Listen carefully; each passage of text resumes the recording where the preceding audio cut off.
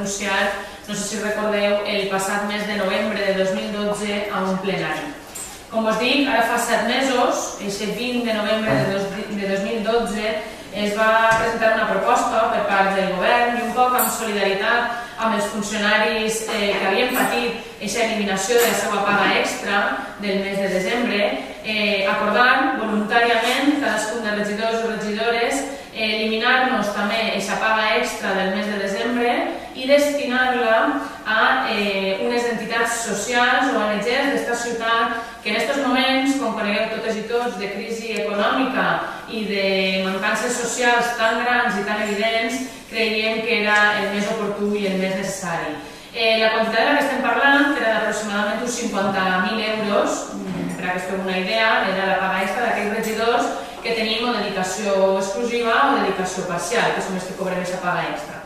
Transcorregut el temps, i com us dic, a la 9 de juliol de 2013, que estem en aquests moments, tenim constància que aquestes quantitats no han sigut transferides encara a les entitats socials. Nosaltres, els dos regidors de Compromís per Gandia, a diferents convocatòries plenàries, us puc parlar de la convocatòria del mes de febrer de 2013 i del mes de març de 2013, dels dos plenaris, dels 2 mesos, així com a les diferents juntes de portaveus que s'han vingut realitzant, tant un regidor com l'altre hem preguntat què era el que passava amb aquestes quantitats, per què encara no estaven sent transferides a les entitats socials, i el Partit Popular, instaurat en la mentida constant a la que ja ens té acostumats, ens ha passat en raons. A cadascun de nosaltres, a cadascun dels dos regidors de Compromís ens ha dit una cosa diferent. A mi se'm va contestar per escrit, i si voleu la tinc així, que no s'havien transferit encara les quantitats perquè era per al pressupost del 2013 i donat que el pressupost del 2013 encara al mes de febrer no havia estat aprovat, s'entenia que no es podien transferir les quantitats, cosa que no era certa, perquè jo vaig estar parlant amb el mateix interventor de la casa i em va assegurar que encara que el pressupost no està aprovat, es pot prorrogar perfectíssimament el pressupost del 2012 i es pot continuar funcionant amb el pressupost del 2012. Per tant, el que no enteníem era si els diners físicament estaven, perquè se'ns haurien d'haver abonat a les nostres nòmines el mes de desembre del 2012, i si la gestió era eficaç i es podia fer, perquè el Partit Popular, al Sant Demà mateix de tindre l'acord plenari per unanimitat, no va transferir aquestes quantitats econòmiques a les entitats socials. Això per una banda.